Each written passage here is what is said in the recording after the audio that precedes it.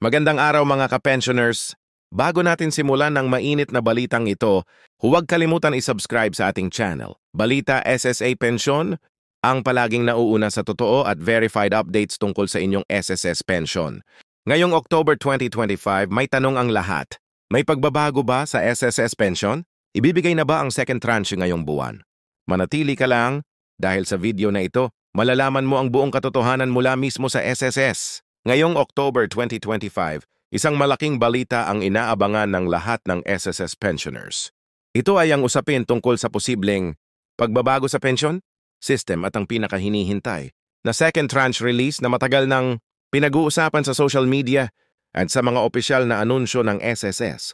Marami ang nagtatanong, totoo ba na ngayong buwan na ibibigay ang second tranche? Ayon sa mga pinakahuling impormasyon mula sa Social Security System, tuloy-tuloy na ang pagproseso ng mga accounts at ang paglalabas ng mga benepisyo sa ilalim ng kanilang enhanced payout schedule. Ang layunin nito ay mas mapabilis ang pagpasok ng pension sa mga bangko at masiguro na walang maiiwan na pensioner sa payout. Isa sa mga malaking pagbabago na ipinatutupad ng SSS ay ang Automated Crediting System. Ibig sabihin, kung dati ay kailangang pumunta sa branch para mag-follow up o magtanong kung pumasok na ang pensyon, ngayon ay automatiko nang ipapasok ito sa inyong ATM accounts na nakalink sa SSS. Ito ay bahagi ng kanilang Digital Reform Program para mas maging mabilis, transparent at secure ang mga transaksyon. Ayon sa ulat, nakatakdang matapos ngayong buwan ng October ang second batch ng pension release. Ibig sabihin kung natanggap mo ang unang tranche noong nakaraang buwan, may posibilidad na kabilang ka sa mga makatatanggap ngayong October 2025.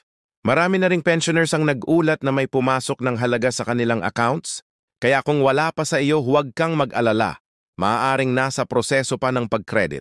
Ang SSS ay patuloy na nagpapaalala sa lahat ng pensioners na siguraduhing updated ang kanilang bank details at contact information sa kanilang records. Ito ay upang maiwasan ang delay o error sa pagpasok ng pensyon, lalo na kung may mga adjustment o correction na kailangang iproseso. Ngayon, pag-usapan naman natin ang tungkol sa sinasabing pagbabago sa pensyon.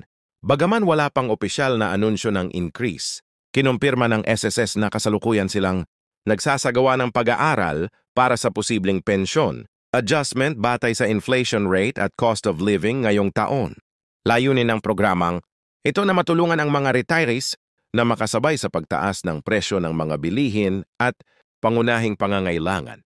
Ang SSS ay patuloy na nakikipag-ugnayan sa Department of Finance at sa Kongreso para sa mga panukalang batas na magpapalakas pa sa pondo ng pensyon at magbibigay daan sa mas mataas na benepisyo sa mga susunod na taon. Kung ito ay maaprubahan, malaki ang posibilidad na magkaroon ng permanent adjustment sa monthly pension sa hinaharap.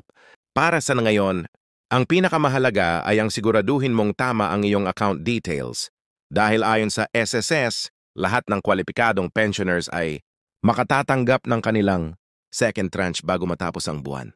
Kaya kung ikaw ay may Land Bank, DBP o Union Bank ATM, mainam na i-check mo regularly ang iyong account balance. Dahil baka isa ka na sa mga unang nakatanggap ng benepisyo ngayong October 2025. Sa susunod na bahagi, tatalakayin natin ng detalyado kung sino-sino ang kwalipikadong makatatanggap ng second tranche. At paano mo malalaman kung kasama ka sa listahan ng mga pensioners ngayong buwan? Ngayon mga ka-pensioners, pag-usapan natin ang pinaka-importanting tanong. Sino-sino ba ang kwalipikadong makatatanggap ng second tranche ngayong October 2025 at paano mo malalaman kung kasama ka sa listahan? Ayon sa Social Security System, lahat ng aktibong pensioners na nakatanggap ng unang tranche noong nakaraang buwan ay automatically kasama sa second tranche release. Wala ka nang kailangang gawin o form na i-fill out. Ang sistema mismo ng SSS ang nag-aayos ng crediting process. Kaya kung updated ang iyong bank account at walang issue sa record mo, automatic na papasok ang pension mo sa iyong ATM. Para sa mga bagong pensioners naman, halimbawa, kung nag-apply ka at na-approve ka lang nitong mid-2025, maaari kang mapasama sa late inclusion batch, depende sa petsa ng approval ng iyong pension. Sinabi ng SSS na ang mga bagong retirees ay maaaring makatanggap ng partial or full payment depende sa schedule ng kanilang activation sa system. Ngayon, paano mo malalaman kung pumasok na ang pensyon mo? Madali lang, maaari mong i-check ang balance ng iyong ATM sa pinakamalapit na machine ng iyong bangko o sa mobile banking app kung mayroon ka. Ang mga bangko tulad ng Landbank, DBP, Union Bank, Metrobank at PNB ay nag-a-update ng balance within 24 hours matapos i-credit ng SSS. Kadalasan, kapag naipasok na ang pensyon, makakakuha ka rin ng text message or email notification mula sa bangko. Pero tandaan, hindi sabay-sabay ang pagpasok ng mga pensyon. May batch release system ang SSS, ibig sabihin ay unti-unting ipinapasok ang funds kada grupo ng pensioners depende sa region, bangko at petsa ng unang pension credit mo. Kaya kung may kakilala kang nakatanggap na pero ikaw ay wala pa, huwag kang mag-alala. Posibleng kasunod ka na sa susunod na batch. Isa pang mahalagang paalala ng SSS, siguraduhin na tama ang iyong personal information sa kanilang records. Kung nagpalit ka ng bangko, address o contact number, dapat ay ma-update agad sa pinakamalapit na SSS branch o online portal. Ang maling detalye ay isa sa mga pangunahing dahilan ng delayed or failed crediting. Sa mga nakatatanggap ng survivorship, pension o para sa mga beneficiaries ng deceased members, kasama rin kayo sa second tranche release kung kayo ay active at walang pending verification issue. Ang SSS ay may automatic validation system para masigurong makakatanggap din ng benepisyo ang mga lehitimong dependents. May mga report din na ilang pensioners ay nakatanggap ng slightly higher amount kumpara sa nakaraang buwan. Ayon sa SSS, ito ay dahil sa adjustment payments na isinama sa October release. Ito ang mga halagang dapat sana ay na-credit sa unang tranche ngunit na-delay dahil sa system update. Kung gusto mong makasiguro, maaari kang mag-login sa iyong MySSS online account upang tingnan ang iyong transaction history. Doon makikita mo kung na-post na ang October pension mo at kung may adjustment o dagdag halaga na pumasok. Ang pinakamahalagang tandaan, wala kang kailangang lakarin o ipangamba. Yung SSS mismo ang bahalang mag-credit ng iyong pensyon, basta updated ang iyong account. Kaya habang hinihintay mo ang notification, manatili lang sa bahay at maghintay ng opisyal na anunsyo mula sa SSS mga ka-pensioners. Habang papalapit ang pagtatapos ng taon, mas lalo pang pinagtitibay ng Social Security System, SSS, ang kanilang layunin na mas mapabilis, mas maging transparent, at mas maprotektahan ang mga benepisyo ng bawat miyembro at pensioner sa buong bansa. Isa sa mga pinakamalaking pagbabago ngayong October 2025 ay ang full implementation ng Automated Pension Release System. Ibig sabihin, hindi na kailangang maghintay ng matagal o bumisita pa sa branch. Ang lahat ng pension credits, mula sa first hanggang second tranche, ay direktang ipinapasok sa mga bangkong partner ng SSS gamit ang real-time disbursement system. Mas mabilis, mas sigurado at mas ligtas. Ayon kay SSS President Rolando Macasaet, ang hakbang na ito ay bahagi ng Digital Transformation Program ng ahensya.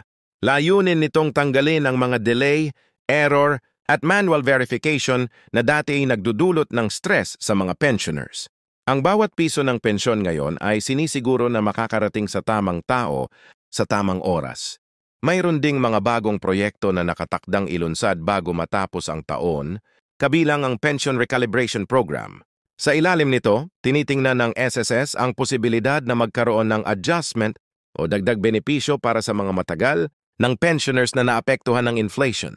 Bagamat wala pang opisyal na petsa ng implementasyon, sinabi ng SSS na ito ay actively being studied at posibleng maging bahagi ng 2026 budget proposal.